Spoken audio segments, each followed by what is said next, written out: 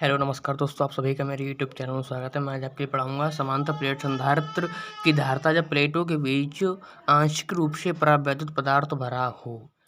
समांतर प्लेट संधारित्र की धारिता जब प्लेटों के बीच आंशिक रूप से परावैद्युत पदार्थ भरा हो। ये हमारा एक समांतर प्लेट संधारित्र है। ये पूरा हमारा एक समांतर प्लेट संधारित्र है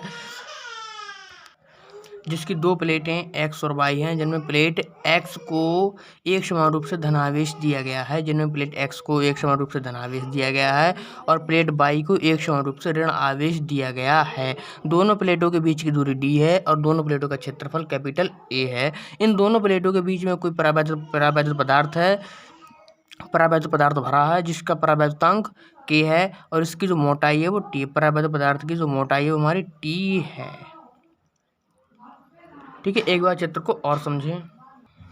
ये पूरा हमारा एक समांतर प्लेट संधारित्र है। ये हमारा एक समांतर प्लेट संधारित्र है जिसकी दो प्लेटें एक्स और वाई हैं, जिनमें प्लेट एक्स को प्लस धन आवेश दिया गया है जो पूरे प्लेट पर एक समान रूप से वितरित है और प्लेट वाई को ऋण आवेश दिया गया है जो एक समान रूप से पूरी प्लेट पर वितरित है। दोनों प्लेटों के बीच की दूरी डी है और दोनों प्लेटों का क्षेत्रफल ए है। इन दोनों प्लेटों के बीच में कोई परावैद्युत पदार्थ भरा है जिसका परावैद्युतांक के है और इसकी मोटाई टी है। एक बार और समझें चित्र के लिए। ये हमारा एक समांतर प्लेट संधारित्र है जिसकी दो प्लेटें एक्स और वाई हैं, जिनमें प्लेट एक्स को धनावेश दिया गया है जो एक समान रूप से पूरी प्लेट पर वितरित है और प्लेट वाई को ऋणावेश दिया गया है जो पूरी प्लेट पर एक समान रूप से वितरित है। दोनों प्लेटों के बीच की दूरी डी है और दोनों प्लेटों का क्षेत्रफल ए है। इन दोनों प्लेटों के बीच में एक परावैद्युत पदार्थ भरा है जिसका क्षेत्रफल ए है और जिसकी मोटाई टी है। अब हम समझेंगे यहाँ प्लेटों के बीच वायु में जो दूरी होगी वो कितनी होगी। यहाँ हमें समझना ये है, प्लेटों के बीच वायु में जो दूरी होगी, की टोटल दूरी तो कितनी है डी और टी मोटाई का परावैद्युत पदार्थ हो रहा है तो उसमें टी घट जाएगा। प्लेटों के बीच वायु में जो दूरी होगी वो डी माइनस टी होगी। क्योंकि प्लेटों के बीच जो वायु में दूरी होगी वो डी माइनस टी होगी। क्योंकि टोटल दूरी डी है और टी दूरी में एक परावैद्युत पदार्थ भरा वो इसमें से घट जाएगी और डी माइनस टी हो जाएगी। अब समझते हैं इसका डेरिवेशन। अब हम यहाँ पर निकालते हैं वायु में प्लेटों के बीच उत्पन्न वैद्युत क्षेत्र की तीव्रता। अब वायु में प्लेटों के बीच उत्पन्न वैद्युत क्षेत्र की तीव्रता को हम ई नॉट से प्रदर्शित करते हैं। ई नॉट से प्रदर्शित क्यों करें? क्योंकि वायु में वैद्युत क्षेत्र की तीव्रता है। ठीक है, तो ई बराबर आपने पिछले पढ़ा हुआ गॉस के अनुप्रयोग में ई बराबर होता है सिग्मा अपॉन एप्सिलॉन नॉट और आपने यही पढ़ा होगा सिग्मा बराबर क्यू अपॉन ए होता है। सिग्मा बराबर क्यू अपॉन ए होता है, ये भी आपने पढ़ा होगा। तो यहाँ पर हम सिग्मा के स्थान पर क्यू अपॉन ए का प्रयोग करेंगे। क्यू अपॉन ए जब यहाँ परावैद्युत पदार्थ हो रहा है तो के भी लिखते हैं क्योंकि के का मान वायु के लिए 1 हो जाता है। तो यहाँ वायु में निकालना है तो के का मान 1 हो जाएगा और ये इतना ही रहेगा। ई नॉट बराबर Q upon A epsilon naught यहाँ से प्राप्त हो जाएगा। अब हम निकालते हैं परावैद्युत पदार्थ में, मतलब इस वाली पट्टी में, ये पट्टी है, ये पदार्थ कह लो तो अब हम निकालते हैं परावैद्युत पदार्थ में उत्पन्न वैद्युत क्षेत्र की तीव्रता या परावैद्युत पदार्थ कह लो इसके लिए या परावैद्युत पट्टी कह लो। हम इसमें निकाल रहे हैं वैद्युत क्षेत्र की तीव्रता। अब हम निकालते हैं परावैद्युत पदार्थ में उत्पन्न वैद्युत क्षेत्र की तीव्रता और परावैद्युत पदार्थ में उत्पन्न वैद्युत क्षेत्र की तीव्रता क्या आ जाएगी? तो ई बराबर ये आ जाएगा सूत्र Q upon A epsilon not. जब यहाँ परावैद्युत पदार्थ में निकालना है, इस वाले पदार्थ में निकाल रहे हैं तो इसका परावैद्युतांक कितना के, तो यहाँ के आ जाएगा के, यहाँ पर आ जाएगा के। अब हम निकालेंगे प्लेटों के बीच कुल विभवांतर। अब हम निकालेंगे प्लेटों के बीच कुल विभवांतर। अब कुल विभवांतर कैसे निकलेगा? विभवांतर का सूत्र होता है बी बराबर ई इंटू डी। ठीक है, तो पहले निकालेंगे हम वायु में प्लेटों के बीच उत्पन्न वैद्युत क्षेत्र की तीव्रता के कारण जो विभवांतर है वो कितना निकलेगा। तो वायु में वैद्युत क्षेत्र की तीव्रता के कारण जो उत्पन्न विभवांतर है, वायु में वैद्युत क्षेत्र की तीव्रता को ई नॉट से इंडिकेट करते हैं और वहाँ पे डी का मान कितना जाएगा? डी माइनस टी हो जाएगा क्योंकि वहाँ पे जो डी है वो प्लेटों के बीच की दूरी कितनी है। वायु में प्लेटों के बीच की दूरी कितनी बताई थी पीछे हमने? तो डी माइनस टी, क्योंकि डी दूरी टोटल है और टी दूरी में परावैद्युत पदार्थ भरा है। तो वायु में दूरी होगी प्लेटों के बीच की वो डी माइनस टी हो जाएगी। ठीक है, और दूसरी बार हम निकालेंगे हम परावैद्युत पदार्थ में उत्पन्न वैद्युत क्षेत्र की तीव्रता, तो उसका भी सूत्र बी बराबर ए इंटू डी से ही निकालेंगे। ठीक है, तो वहाँ हो जाएगी बी बराबर ई, ई तो जो कहते हैं रहेगा, ठीक है, इंटू डी, ई इंटू डी से निकालेंगे तो वहाँ पर जो परावैद्युत पदार्थ की मोटाई है, दूरी है, वो टी है। तो इन दोनों को हम जोड़ कर देंगे, इन दोनों को ऐड कर लेंगे, ठीक है। दोबारा एक बार और समझ लें, बी बराबर ए इंटू डी से हम विभवांतर निकालेंगे और पहले निकालेंगे हम वायु में प्लेटों के बीच उत्पन्न विभवांतर, ठीक है। तो वायु में निकालेंगे तो बी बराबर ए इंटू डी सूत्र से निकालेंगे, तो वायु में निकालना है तो वायु के लिए ई नॉट में बदल जाता है, ठीक है। और डी हम पीछे बता चुके हैं, प्लेटों के बीच वायु में जो दूरी है, प्लेटों के बीच वायु में दूरी डी माइनस टी है, क्योंकि डी दूरी टोटल है, टी दूरी में परावैद्युत पदार्थ भरा है, और वायु में जो दूरी हो जाएगी वो डी माइनस टी हो जाएगी, ठीक है। अब दूसरी बार हम निकालते हैं, परावैद्युत पदार्थ में या परावैद्युत पट्टी में उत्पन्न वैद्युत क्षेत्र की तीव्रता बी बराबर ई इंटू डी सी, ठीक है। तो बी बराबर ई, यहाँ ई का तो ई रहेगा डी, और डी दूरी मतलब कि परावैद्युत पदार्थ की दूरी कितनी है, परावैद्युत पदार्थ की मोटाई जो टी है, तो ई इंटू टी हो जाएगी, और यहाँ जोड़ देंगे E naught D minus T plus E into T को, दोनों को जोड़ देंगे और यहाँ विभवांतर निकलाएगा, कुल विभवांतर, ठीक है। निकालेंगे, यहाँ से हम निकालेंगे प्लेटों के बीच कुल विभवांतर, और विभवांतर का सूत्र होता है बी बराबर ई इंटू डी से, ई इंटू डी से। अब आपने एक सूत्र पढ़ा होगा, चूंकि ई बराबर बी अपॉन डी, ई बराबर बी अपॉन डी, यहाँ से आता है बी बराबर ई इंटू डी, ठीक है। तो बी बराबर ई, अब ई का मान लगा दो, दोनों कितने हैं, एक है E naught D minus T plus एक है कितना, एक कितना, अब एक है E into T, E into T. आगे समझते हैं, यहाँ पर हमने दोनों विभवांतर जोड़ दिए हैं। वायु में प्लेटों के बीच उत्पन्न वैद्युत क्षेत्र की तीव्रता ये रही है, और परावैद्युत पदार्थ में उत्पन्न वैद्युत क्षेत्र की तीव्रता ये रही है, और हमने पीछे आपको बता ही दिया है, ठीक है।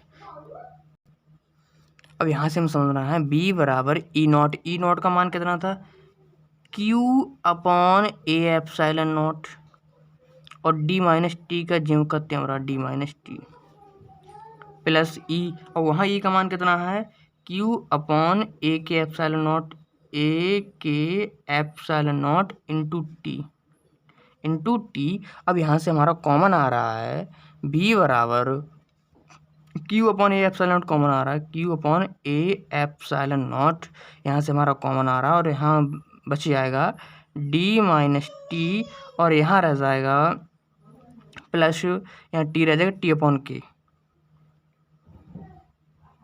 ये हमारा विभवांतर निकल आया, ठीक है। यहाँ से हम विभवांतर प्राप्त हो गया। अब हम निकालेंगे संधारित्र की धारिता, संधारित्र की धारिता।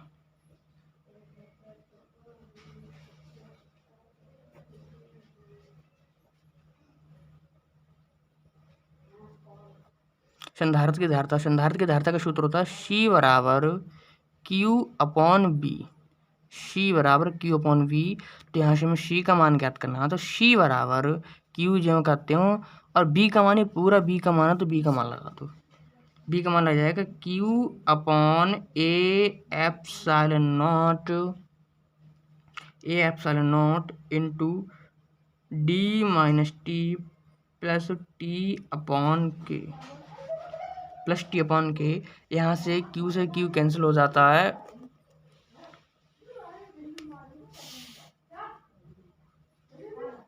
यहाँ क्यू से क्यू कैंसिल हो जाएगा, और सी बराबर हमें प्राप्त हो जाएगा ए एप्सिलॉन नॉट ऊपर पहुंच जाएगा, और हो जाएगा सी बराबर ए epsilon naught upon D minus T plus T upon K. यहाँ से हमें ये सूत्र प्राप्त हो जाता है।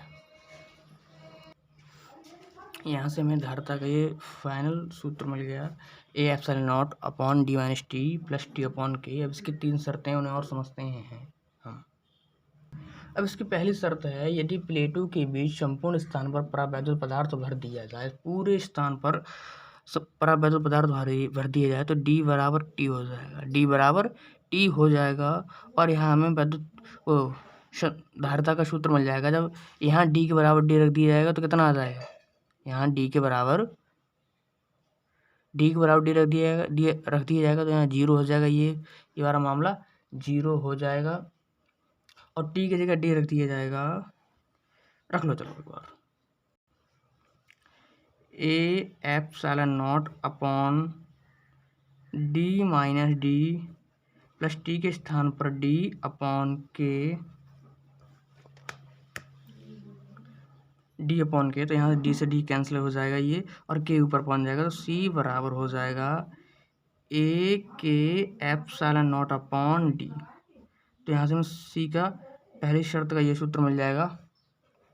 और दूसरी बार में समझेंगे हम, और दूसरी बार में समझना है हमें, यदि t बराबर 0 रख दिया जाए, यदि t बराबर 0 रख दिया जाए तो हमें जो c का सूत्र है वो प्राप्त होगा, धारिता का सूत्र प्राप्त होगा ए एप्सिलॉन नॉट अपॉन डी, ए एप्सिलॉन नॉट अपॉन डी। जब t के स्थान पर 0 रख दिया है तो हमें ये प्राप्त होगा। और ये दूसरी शर्त थी इसकी। और थर्ड शर्त में देखेंगे, यदि जो पट्टी है वो धातु की हो जाए, यदि जो पट्टी है वो धातु की हो जाए तो टी का मान अनंत होता है। ये सब लोग जानते हैं, धातु के पट्टी के लिए टी का मान अनंत होता है। और वहाँ से हमें जो फाइनल रिजल्ट मिलेगा वो हो जाएगा ए epsilon naught upon D minus T, upon D minus T. तो वहाँ से हमें ये सूत्र मिल जाएगा। एक बार पूरे डेरिवेशन को दोबारा फिर देखते हैं।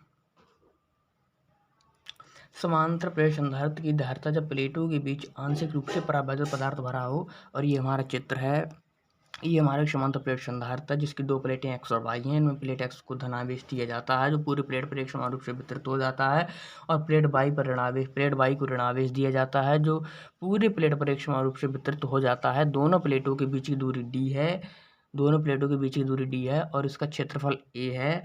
मान ली दोनों प्लेटों के बीच की दूरी में कोई परावैद्युत पदार्थ भरा है जिसका परावैद्युतांक के है, और इसकी जो मोटाई है वो टी है, इसकी मोटाई है जो टी है। ठीक है, हम समझते हैं इसका।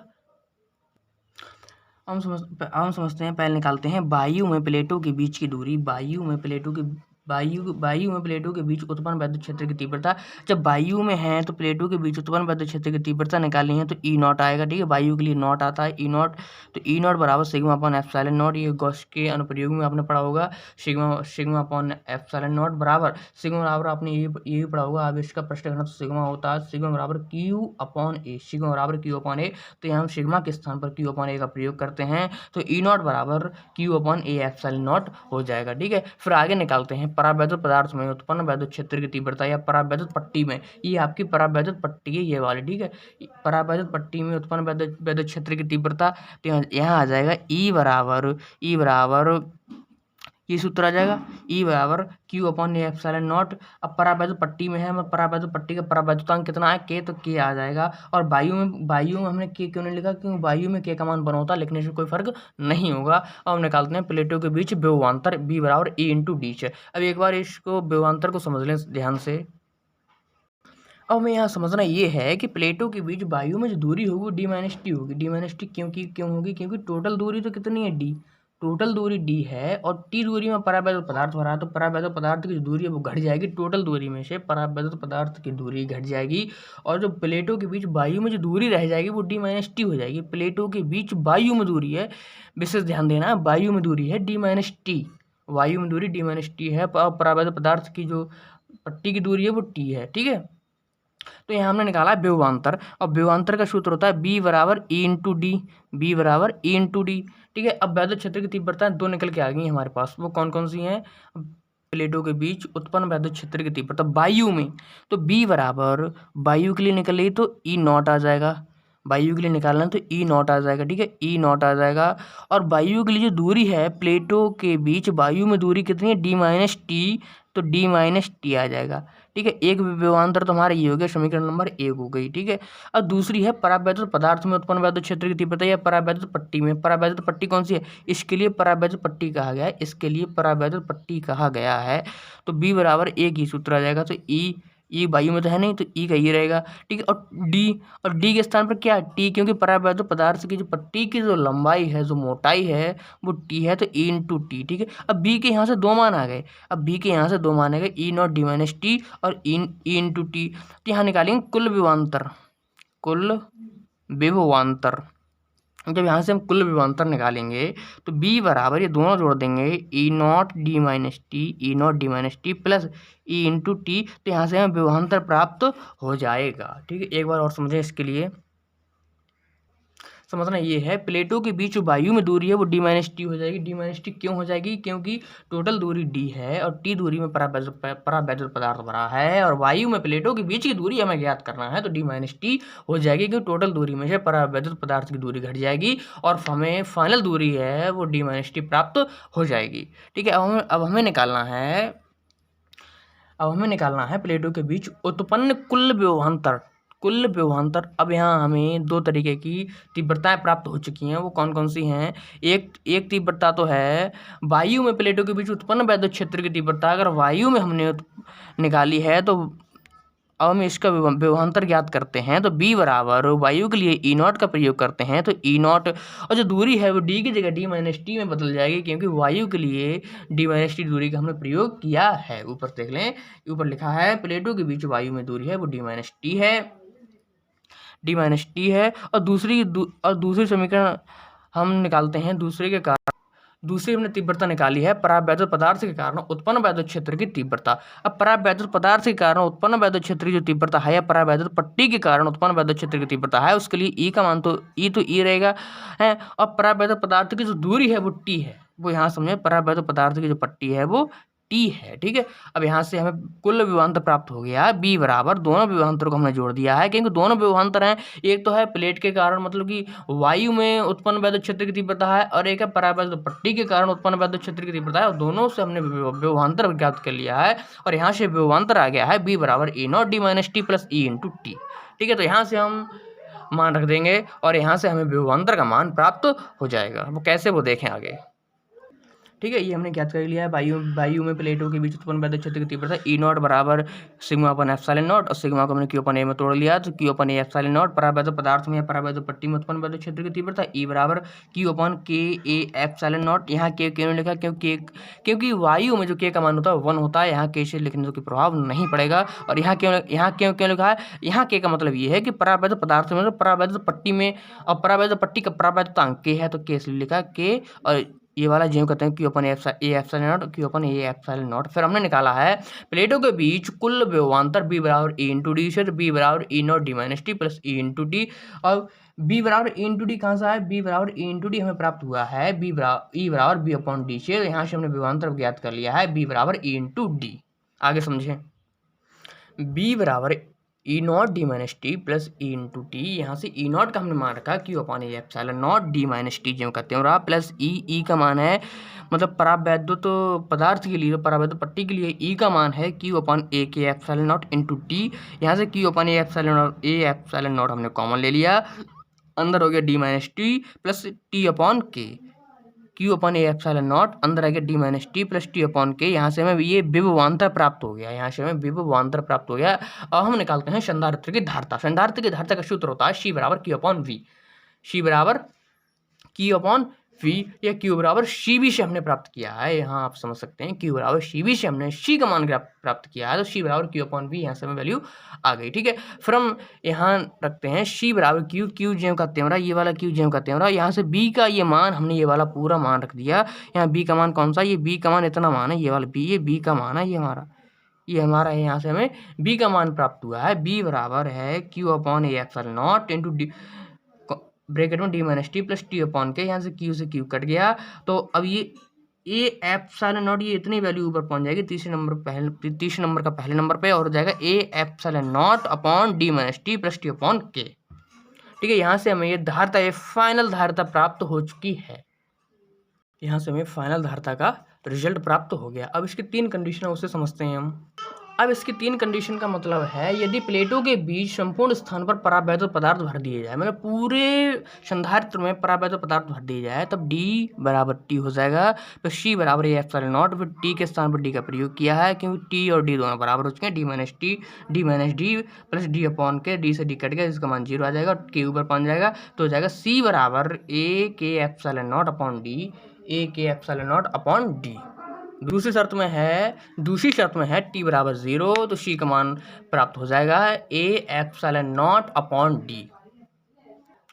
और इसकी थर्ड शर्त है यदि मतलब जो परावैद्युत पट्टी है वो धातु की हो जाए, धातु की हो तो टी का मान अनंत होता है, इसके लिए सभी लोग जानते हैं। यदि जो पट्टी है वो धातु की हो जाए तो टी का मान अनंत हो जाएगा। फिर हमें धारिता का सूत्र मिल जाएगा C बराबर A epsilon naught upon D minus T. अब इसकी एक बार इस चित्र की थ्योरी और समझ लें। इस चित्र की जो थ्योरी है उसे समझ लें। माना एक समांतर प्लेट संधारित्र की दो प्लेटें x व y के बीच में t मोटाई तथा k परावैद्युतांक वाले माध्यम की पट्टी रखी है, अतः दोनों प्लेटों के बीच की दूरी d है तथा d माइनस टी बीच की दूरी में वायु है तथा t दूरी में परावैद्युत पदार्थ भरा है। ठीक है। अगर वीडियो पसंद आई हो तो वीडियो को लाइक करें, चैनल पर नहीं है तो चैनल को सब्सक्राइब करें और ज़्यादा से ज़्यादा वीडियो को शेयर करें। जय हिंद, जय भारत।